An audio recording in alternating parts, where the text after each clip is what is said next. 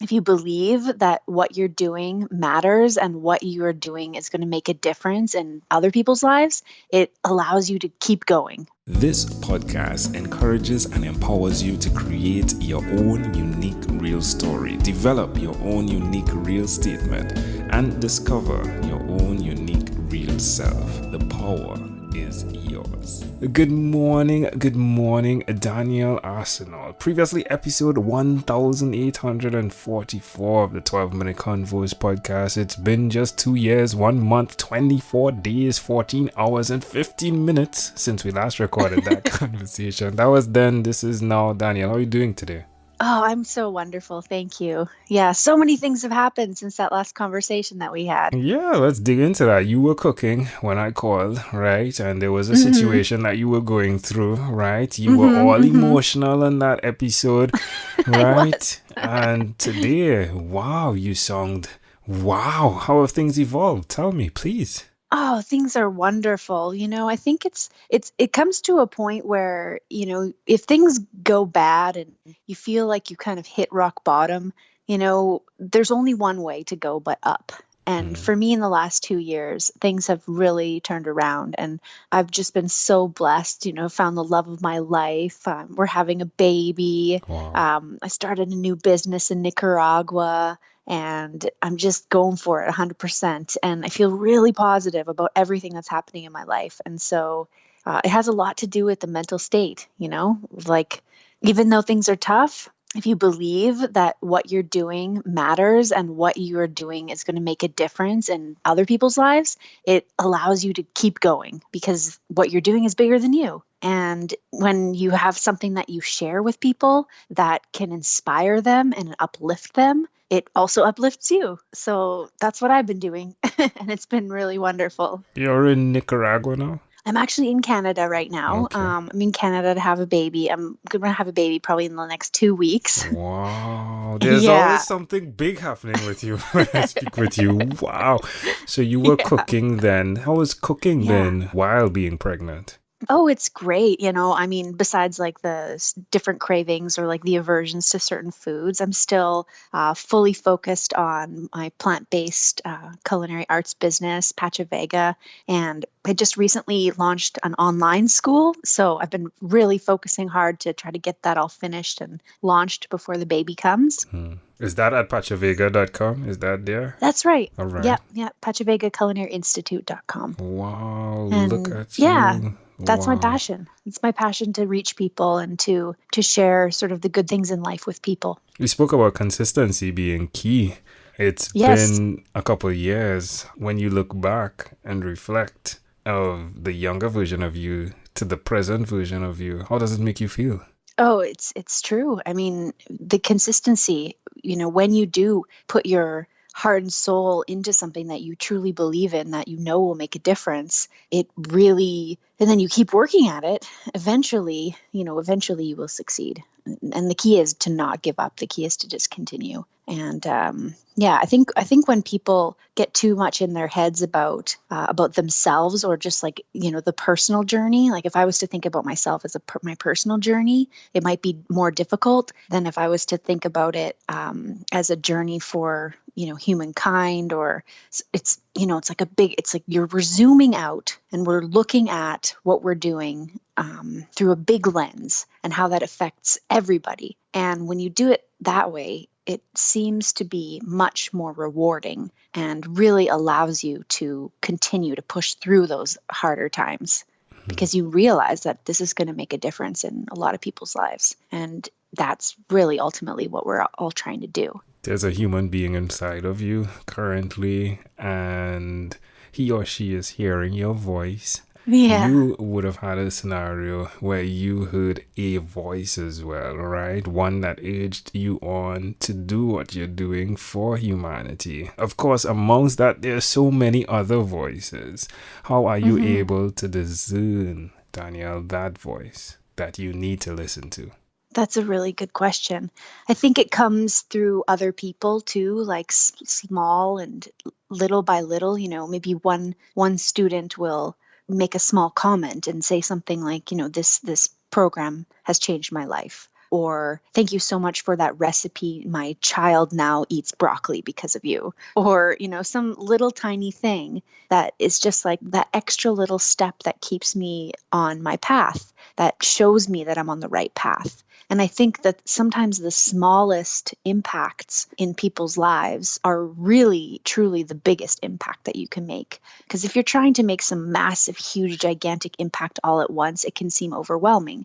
But the impact that you can, when you contribute to like a positive environment, a positive world, it's all those little tiny things that come together that create that big impact. When I spoke with you, you were in Mexico. There's the business now in Nicaragua, and you are in Canada now. It feels as though in your earlier childhood memory where you described playing outside with neighbors and loving that is something that's innately connected to who you are. Is that accurate? Oh, absolutely. Yeah, absolutely. I think the more that we can be in touch with the rawness of nature and just the realness of it, the more connected to ourselves we can be. I mean, in Nicaragua, my partner and I were living very humbly, and we have a little grass shack that doesn't have any walls. It just has palm leaf walls, and there's spiders and there's scorpions, and sometimes snakes fall out of the roof. And so this can be difficult for some people, and eventually you get used to it, but it just shows you the rawness and the realness of nature. And when you can be okay and comfortable with that, you can almost be okay and comfortable in any environment, I think. Yeah, I've experienced a snake falling through like the carrot shed. So there's a carrot shed. Your palm leaves are like the best way to describe it, but it's a bit different. Yeah, it's called the carrot shed in Trinidad, and Okay. I've experienced that. It's really humbling, but it's one of the best experience though. Not the snake falling out, but just like being there with the natural. Yeah. It really embodies who we are, isn't it? And then there's the food that you can eat from our natural environment here in Trinidad. Now, Pachavega is something that you're very passionate about. Where can people go to find out more? Like, what's the first step they should even do to enter into a plant-based diet? Well, I think, first, all you need is a little bit of an interest, because I think people think that a plant-based diet, you need to be all or nothing. And that's not the case. With just introducing more plants and vegetables into your diet, you don't have to change anything about your diet as it is. Just add more fruits and vegetables. So that's a good thing. You don't have to change 100% because, doing a complete 180 flip is very difficult for people. So the first thing is that the small permanent changes will make all the difference in your health. And the second thing is, there's so many resources online and so much help and free PDFs, free ebooks and things like that. So I offer a free ebook that sort of is a little introduction to really delicious sauces.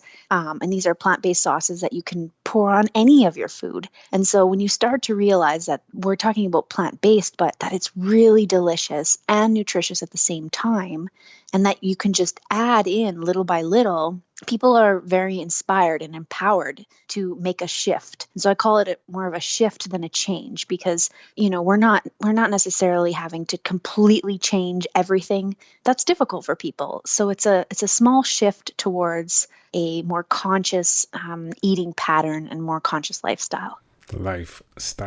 You are in the midst of bringing the start of a new life, and of course it must bring that conversation to reality that so many of us run from, which is the possibility that you could die today or tomorrow.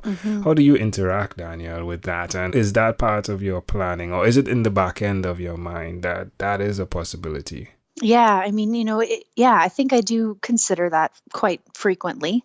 And that helps me guide my choices and keep my spirits positive, especially if, I come across something very challenging, be that financial challenges or logistical challenges of any sort in my life.